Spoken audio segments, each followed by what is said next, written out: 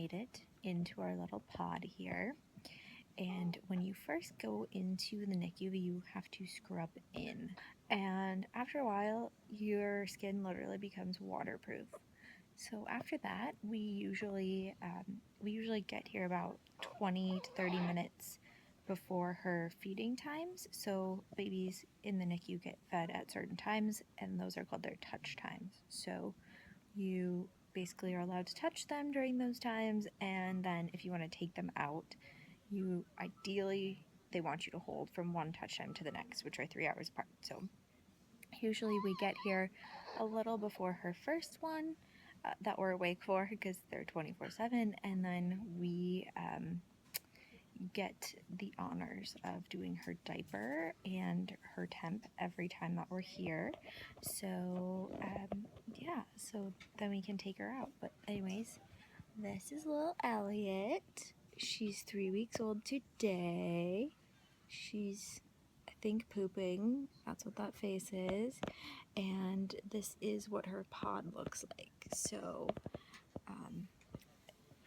counter and then her isolette. And the isolette actually can mimic the womb. So she doesn't have it like this anymore because she doesn't need to, but it can actually, like, they make it super humid at first for the first few days so that their skin can adjust, and they do it super hot, and then they also, we just fight super hard to get her an isolette cover, but they have these fabric covers that volunteers make to make it nice and dark too. And then her little mattress actually mimics a uterus, and they're like $500 and like this really weird foamy gel. The hub says it's like Play-Doh, but basically it molds however you want it. So you can position them and they get rotated every time they get touched. So basically their heads don't get all funky. And they also do a little physical therapy every time they get moved. When we get here early, now that she's to the age where we can practice breastfeeding, I go pump as soon as I get here and like empty out my boobs, and then we do the diaper, the temp, the nurse checks her feeding tube to see if there's anything left in her stomach that she didn't digest before, and some other things if it's the time. And then I get her and we kind of practice breastfeeding for as long as she's interested in it. Basically, we don't want her actually drinking food yet because she's not to the gestational age where she can suck, swallow, and breathe at the same time. So that's why she gets fed through a feeding tube right now, but we want her to like explore the idea of eating when she's ready, and then it also gives me practice for holding her and all that good stuff. So I actually do get a lot of lactation support here. I meet with them like twice a week. Anyways, so she is going to be 32 weeks and 2 days, which is crazy considering she was born at 28 weeks, and I'm so thankful that we made it that extra 4 weeks now that we're down here, and we have seen babies born at 24 weeks and 26 weeks, and let me tell you, 28 weeks is definitely, if you're going to be born in the 20s, 28 and 29 is where you want to be born. She didn't have to be intubated. She never needed to be on a ventilator. She barely needed help breathing. She was on CPAP for a couple days and then nothing. So her lungs are like so great, which is something that they're very worried about when you're born early. So she was born at 2 pounds, 3 ounces, and now she's 3 pounds and 6 ounces, which is crazy. So she's like nearly double her size than she was when she first came out. And I was a little afraid, honestly, of what she looked like when she came out being so tiny. But so one of the most surprising things is how human even the tiniest babies look. And they don't look deformed or anything. They look just like smaller sizes of themselves. But I do not use any words like small or little or tiny with her when I'm talking to her or about her, because I don't want her to think of herself that way. And I know that probably sounds a little out there to a lot of you, but I think words matter, and I want her to think that she's big. So I always tell her she's a big girl, and she's very strong for, not, I don't like to say for her size, but other people would say that. She's very strong. She's a big girl. She eats all of her food in her feeding tube and never has issues eating. So basically, the next steps are to get her to maintain her body temperature without having the heat in the isolette, so she can move to an open crib and eat by mouth and gain weight. So a lot of people ask me what size she needs to be in order to come home, and that's not a thing here. It's only important to people who don't work in the NICU. Basically, she needs to eat by mouth and gain weight. She needs to breathe on her own at all times, because babies, even newborn babies, forget to breathe, but they're hooked up to monitors and they can tell when that happens. So they do give her my breast milk in her feeding tube, and now they have begun fortifying it with a fortifier. So they just add basically a little formula to it for extra calories to make her grow better. And I did ask if there was options for that, and they said, I talked to the dietitians, and they basically said that this one gives the best growth. So it's just a couple weeks of her life, and she's still getting all the good stuff from me anyway.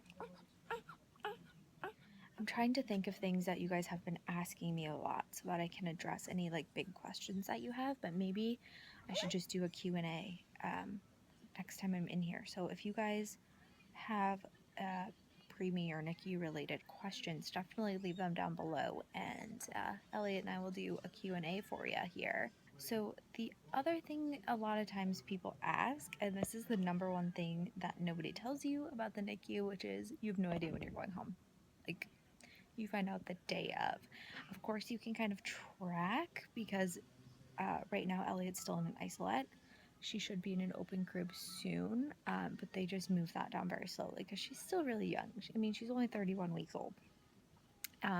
She's obviously not eating by mouth yet, so yeah, we're not, like, you kind of know when those things are happening. You might be able to go home soon, but they won't give you like, oh, you'll be here for 6 weeks kind of a thing. Like, you find out when you're released.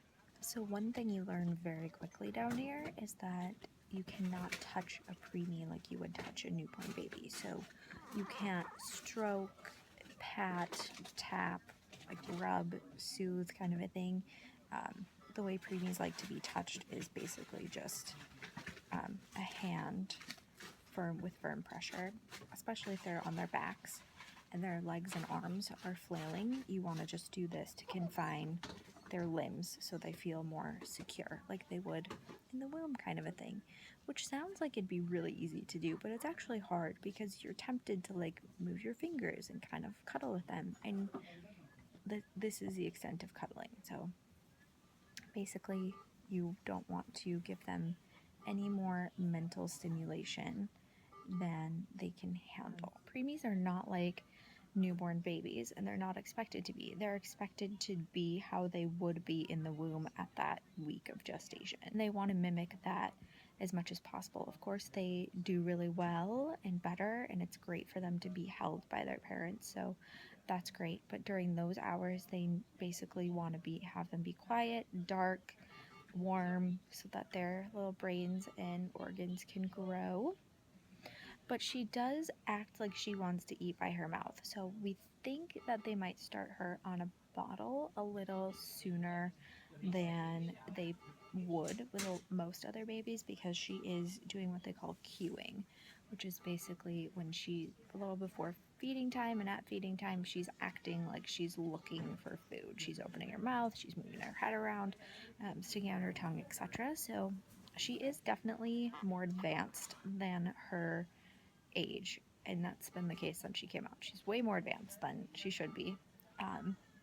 So one of our nurses was saying like she could feel the stress that she'd need to develop sooner and have like spontaneous growth or something like that. I don't know. I think she's probably just a rock star, and I heavily meditated orange light surrounding her the last few weeks that she was in the womb. And we had a little mantra that I had since the beginning of my pregnancy that was healthy, happy, whole. So we still say that to her while we're holding her and stuff. And I basically just want her to think that she's a big girl and, you know, she can do anything she wants to do.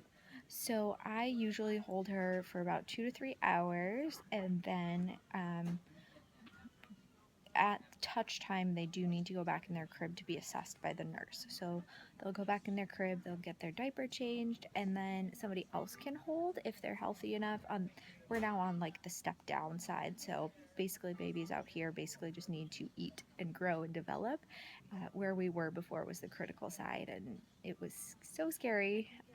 Lots of things that you can't unsee and unhear, and just really, really sad stories. So we're very, very grateful that she made it another 4 weeks inside me from when my water broke, because we've now seen babies born at 24, 25, 26 weeks, and it's not this outcome at all. So we are so grateful for the time that we spent upstairs, and I'm so glad that we didn't know that my odds of being able to make it a month were like 1 in 8.